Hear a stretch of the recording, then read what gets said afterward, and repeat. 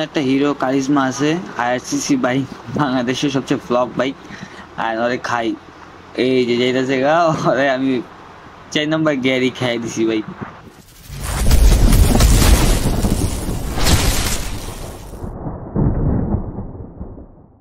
তো সবার কি অবস্থা? আমি আপনাদের ভাই হাইপার। আজকে বের হয়ে গেলাম, একটা জায়গায় যাব, বলতে গেলে অফিসেই যাব। অফিসে যাওয়ার মাঝখানে আপনার সাথে একটু কথা বলার মন ছিল।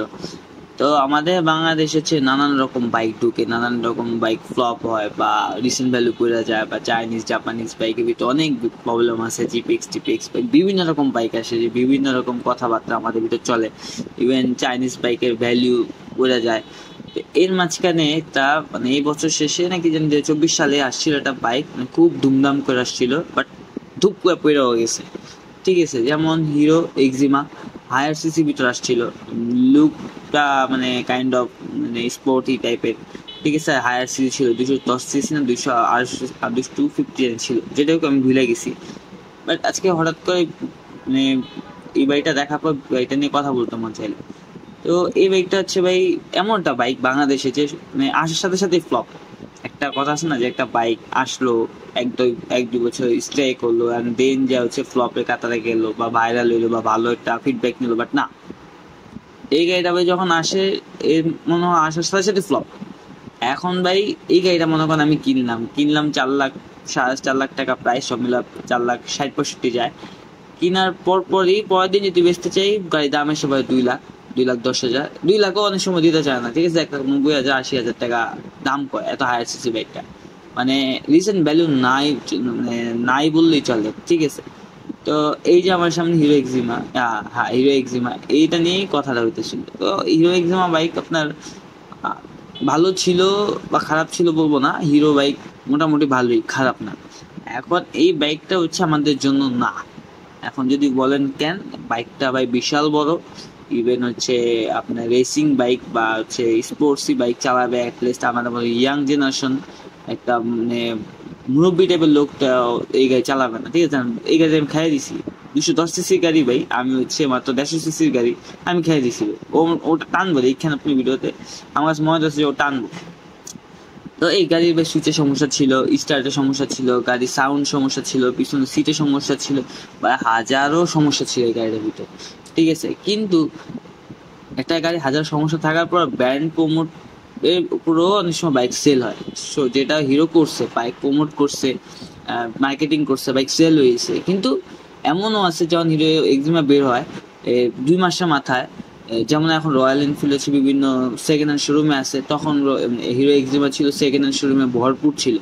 ঠিক আছে, মানুষ কিনতে চাইতো না, বা এখনো মানুষ কিনে না। এখন যদি 1.5 লাখ টাকাও মানুষ মানে এটা সেকেন্ড গাড়ি কিনতে চাই, হিরো এক্সিমা যদি 1.5 লাখ টাকাও বলে, মানুষ কিনবে না। কারণ গাড়ির লুকটাই ছিল না সুন্দর, আর গাড়িটা ছিল হিউজ বড়। আর আমি যদি হিরো এক্সিমা চালাই, আমার সাথে যাবে না। আর আমি চিকনা চাকনা মানুষ, গাড়ি আমার থেকে বড়। ইভেন গাড়ির সুইচের যে ম্যাটেরিয়াল ছিল খুবই চিপ। গাড়ি আপনি বিভিন্ন রকমের গ্যাজেট গ্যাজেট সাউন্ড করতো, আমি যতটুকু জানি বা আমি যতটুকু একটা ব্লগার থেকে রিভিউ দেখছি। ইভেন আপনার সাথে আপনি আমার একটা বাইকে বসবেন, যে বাইকটার লুক আপনার সাথে যাবে। এই বাইকটা ভাই বুড়ার লাগা যায় না, জোয়ানের লাগা যায় না, কালার তো পুরো আর হচ্ছে পুরো প্লাস্টিক। ঠিক আছে, বিভিন্ন রকম ইস্যুর কারণে এই বাইকটা ফ্লপ হয়ে যায়, যা বাংলাদেশে কোনো রিসেন্ট ভ্যালুই নেই। এখনো হয়তো বা বিভিন্ন মানে সেকেন্ড হ্যান্ড শোরুমে দেখতে পাওয়া যায় যে হিরো এক্সিমা 250 বা কত সিসি জানি ভুলে গেছি, এটা আগের বছর। এই বছর এই বাইকটা আসে না। তখন হচ্ছে যখন আসছে তখন হচ্ছে হায়ার সিসি একটা গ্রান ছিল আমাদের ভিতরে, হায়ার সিসি ঢুকবে, হায়ার সিসি ঢুকবে। তখন হচ্ছে হায়ার সিসি হিরো এক্সিমা ঢুকে। অ্যান্ড দেন রিসেন্ট হিরো এক্সিমা ঢুকার কিছুদিন পরে হয়তো বা আমাদের যেটা চালাইতেছে আমি এখন, ওইটাই 250 ঢুকে। এখন হচ্ছে কি ভাই, বাংলাদেশে হাইপ তৈরি হইতেও সময় লাগে না, আবার পড়ে যেতেও বেশি সময় লাগে না। হিরো এক্সিমা যখন ভাই বের হয়, তখন বড়সড় হাইপ, মানে অনেক ব্লগাররা আশায় ছিল যে এই বাইকটা কিনবে, চালাবে, রিভিউ করবে। এন্ড অফ দ্য ডে নাই, মার্কেট বলতে গেলে মার্কেট পুরো ভ্যানিশ হয়ে গেছে। যেমন আমাদের সুজুকি এসএফ, ঠিক আছে, মানে ভ্যালুলেস গাড়ি। হ্যাঁ, মানে কিটের দামি 50,000 টাকা, এরকমই হচ্ছে ভাই হিরো এক্সিমা। ফুললি প্লাস্টিক, বিভিন্ন ইস্যু, একবার সুইচ এমন আছে বৃষ্টিতে মানে হর্ন মারলেও হর্ন ঢুকিয়ে থাকে আর বের হয় না। ঠিক আছে, মানে সুইচের মেটেরিয়াল খুবই খারাপ। ইভেন হচ্ছে আপনি জং হিসেবে দেখি শুনি নেই বা পাইনি, কারণ জং ইস্যু হওয়ার আগে মানে বেঁচে লাইছে। ঠিক আছে, বা মানে চালানো বন্ধ করে দিচ্ছে। ইভেন হর্নের সাউন্ড বা হচ্ছে মানে এর থেকে বা হচ্ছে টমটমের সাউন্ড মানে রিক্সার সাউন্ডও বেশি। ঠিক আছে, আর রেডি পিক আপ ভাই আমি মনে হয় না যে আছে, বা রেডি পিক আপ থাকলেও ভাই উঠতে উঠতে মানে এখানে এতক্ষণে 150 সিসি 125 সিসি হলে খাই দিই, মানে 210 সিসি গাড়ি এরকম বানাইছে হিরো। তা আমাকে বাংলাদেশি বলে এটা ভাই ভাবতো নিজেকে লজ্জা লাগে। যাই হোক, আমার কাছে বা সবার কাছে শুনবে বাংলার সবচেয়ে ফ্লপ বাইক একটাই, হিরো এক্সিমা 250 না 210 ভাই, এটা তো আমি কনফিউজড, বাট ফ্লপ বাইক এটা সবাই জানে।